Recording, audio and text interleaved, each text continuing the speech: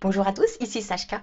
Alors j'ai décidé de faire cette petite vidéo parce qu'il m'est arrivé une chouette aventure hier soir. Et comme je reçois des dizaines de demandes de chats ou de chiens perdus, eh bien tous les jours, et je me suis dit, ben voilà, de temps en temps, ça finit bien et c'est aussi chouette d'en parler. Donc là, en l'occurrence, j'étais simplement sur une route de montagne, et puis où on peut rouler quand même assez vite. Et comme il y a sur cette route de montagne, sur ce bout-là, un long bout droit, les voitures ont tendance à dépasser très largement la limite autorisée et d'aller particulièrement vite. Et donc, sur le chemin du retour, je vois justement une toute petite boule de poil qui est sur la route. Donc, vite, essayer de me demander, c'est un renard, un chien de loin. Donc, vite freiné, bien entendu. Et puis, de près, j'ai assez vite vu que c'était un petit chien qui avait l'air tout recroquevillé, comme ça, qui avait l'air d'avoir très très peur. Apparemment, il était tout mouillé. Donc, vite se mettre sur le bas-côté, j'ai pas attendu que la voiture ait arrêté, vite ouvrir la portière, sortir de là, le sauver coûte que coûte, qu'il ne se fasse pas écraser par une voiture. Bon, au passage, j'ai essayé de regarder que moi non plus, mais bon, je crois que j'ai pas trop assez regardé. Pour moi, je voulais juste que ce petit chien soit sauvé. Et je voyais des voitures au loin arriver dans l'autre sens. Donc, voilà, comment faire? Sincèrement, j'ai bondi d'un coup. Je suis arrivée comme ça. Donc, déjà que ce chien avait l'air d'avoir peur, c'est sûr, ça l'a pas rassuré là sur la seconde. Mais est-ce qu'on peut faire une communication avec un animal là en une fraction de seconde? Sincèrement, pour lui demander de se calmer, qu'il lui expliquer qu'il peut avoir confiance en moi, que je vais pas lui faire du mal, bien au contraire, je vais essayer de trouver savoir pourquoi il est là, qu'est-ce qui se passe, et puis trouver ses propriétaires au besoin. Évidemment, ça se fait pas en une fraction de seconde, ça se ferait déjà pas avec un être humain en fraction de seconde, ça va pas se faire. Et là, il me connaît pas, et puis il me voit arriver déboulé comme ça. Il a déjà peur, ça se sentait déjà dans la position que je pouvais percevoir quand on était quelques centaines de mètres avant. Donc là, mon seule option, voyant d'autres voitures arriver, on est bien d'accord, c'est que je me suis dit, si je essayé de l'appeler, il a pas cherché à venir, au contraire, il a cherché à partir. Donc le but, c'était dans un premier temps, surtout le faire comme on pourrait faire avec un cheval, par exemple, le chasser, hein, qu'il aille en tout cas du bon côté, là où il n'y a pas de risque et pas du côté des voitures. Et puis, là où si jamais vous êtes dans la même situation, voilà une astuce qui aurait pu aider. En l'occurrence, j'ai laissé la portière ouverte, hein, parce que je voulais aller vite. Mais c'était un super avantage. Je vous explique. Comme je lui fais peur derrière, il y avait quelqu'un qui conduisait la voiture, que la voiture à ce moment-là a été arrêtée, mais ma portière étant toujours ouverte, cette personne a juste dit « Viens !» et le chien il est monté immédiatement, même s'il avait peur, même s'il ne nous connaissait pas, même s'il ne connaissait pas cette voiture, alors qu'il était déjà dans un état plutôt craintif. Mais en fait, la plupart des chiens, à part pour ceux qui ont le mal des transports, mais la plupart des chiens ont l'habitude de monter tout seuls dans des voitures. Et s'ils ne se laissent pas forcément approcher par des humains facilement qui ne connaissent pas, surtout que moi qui y suis allée vraiment comme grande brute épaisse pour être sûre que surtout ils ne se fassent pas écraser pour une voiture, mais là, rentrer dans une voiture, ça fait partie de ses habitudes, des choses qu'ils savent faire. Donc il restait dans quelque chose de connu, lui faisant donc moins peur, et du coup il est monté, alors que dans notre voiture, ça sent... ma chienne n'était pas là ce jour-là, mais ça sent qu'il y a un chien. Et la chaîne, elle est montée immédiatement. Donc là, on peut fermer et puis s'occuper de prendre le temps de faire ce qui est nécessaire. Et là, en l'occurrence, là, j'ai le temps de faire une communication avec elle, savoir, pourquoi elle est là, hein? Est-ce qu'elle a cherché à s'enfuir d'une situation qui est difficile? Et dans ce cas-là, le but, c'est pas forcément de la remettre dans la situation difficile où elle était, ou elle s'est simplement perdue. Donc là, c'était rigolo parce que quand je lui ai demandé, pourquoi t'es là? Qu'est-ce qui s'est passé? Eh bien, en fait, elle m'a montré l'image qu'elle avait le nez sur une plante, une feuille un peu particulière qu'on trouve beaucoup dans cette région-là. Et puis, simplement qu'elle était en train de renifler ça, qu'elle était en promenade. Et puis, elle m'a juste montré l'image que quand elle s'est retournée, il y a eu le vide. Donc, il n'y avait plus les gens qui étaient avec elle. Et du coup, elle s'est sentie perdue. Et puis alors elle s'est dit ouïe, ouïe, ouïe, ouïe, ouïe, et puis elle a essayé de revenir sur ses pas, mais elle n'a pas retrouvé les personnes avec qui elle vivait. Alors ça m'a quand même poussé à faire cette petite vidéo parce que dans le cadre des demandes, des personnes qui me demandent de retrouver leur chat ou leur chien, j'ai souvent des situations où ils partent en promenade et tout d'un coup ils se perdent. Et quand je demande à distance au chat ou au chien, mais qu'est-ce qui s'est passé?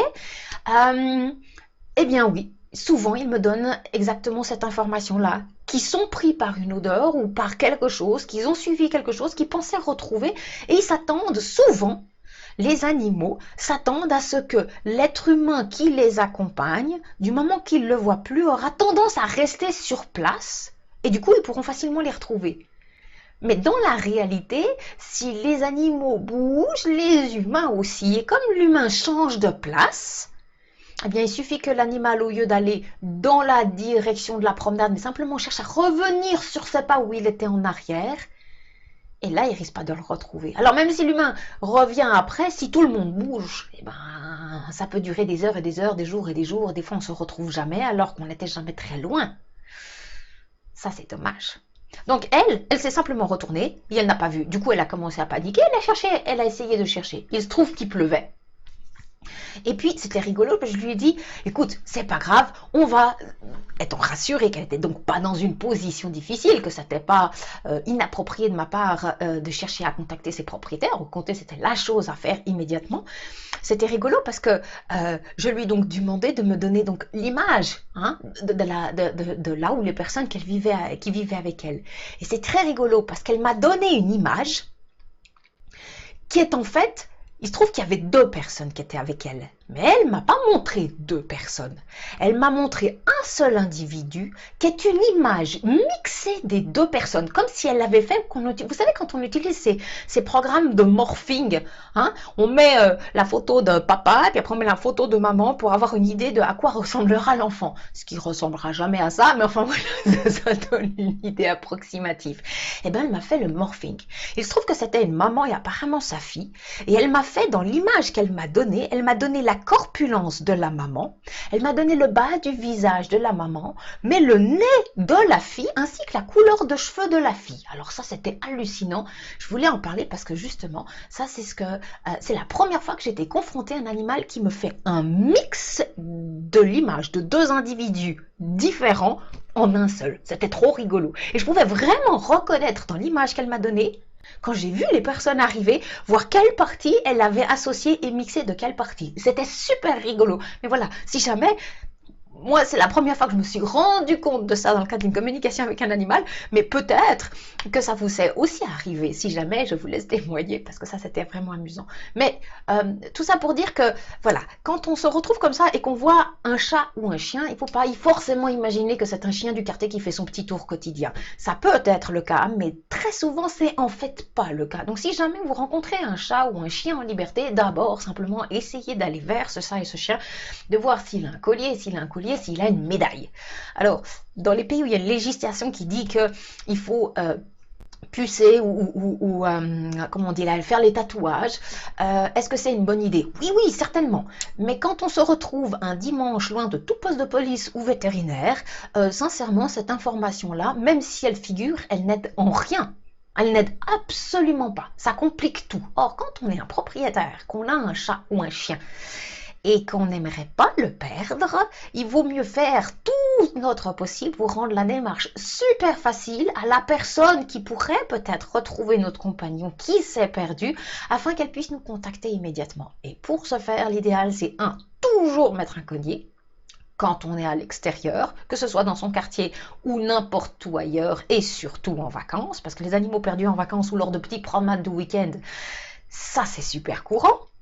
Et faire tout pour faciliter quand la personne le retrouve, puisse nous contacter, donc mettre une petite médaille, avec ou pas le nom du chien ou du chat, mais à la limite ça c'est assez secondaire, mettre surtout le numéro de téléphone portable, parce que mettre le numéro fixe alors que vous êtes genre à 2 heures de voiture de chez vous parce que vous avez fait une promenade, vous ne pouvez pas être en même temps à côté de votre téléphone fixe pour pouvoir répondre à la personne qui a retrouvé votre chien et être en train de la chercher, on est bien d'accord, ça ne va pas jouer, donc préférable si vous avez votre numéro de portable, pour qu'on puisse vous rejoindre tout de suite. Et heureusement, cette petite chienne avait donc un numéro de portable.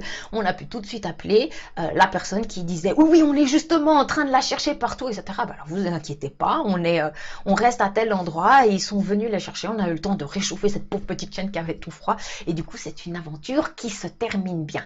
Mais j'entends tellement tous les jours d'aventures qui se terminent pas forcément bien, tout simplement parce que ces petites règles de base n'ont pas été respectées.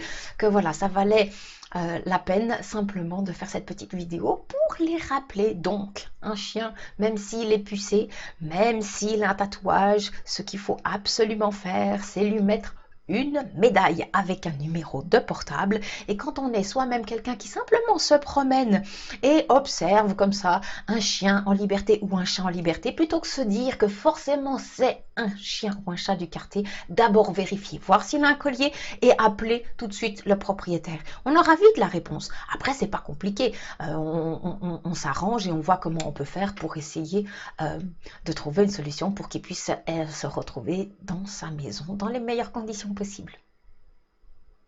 Alors, utiliser la communication avec l'animal dans ce genre de situation est super pratique pour savoir quelle est la marche à suivre pour la suite des opérations, même si ce n'est pas forcément toujours possible de le faire quand il y a une urgence. Là, en l'occurrence, on se retrouvait près d'une route, donc il faut attendre d'être d'abord en sécurité et ensuite de ça, on peut le faire.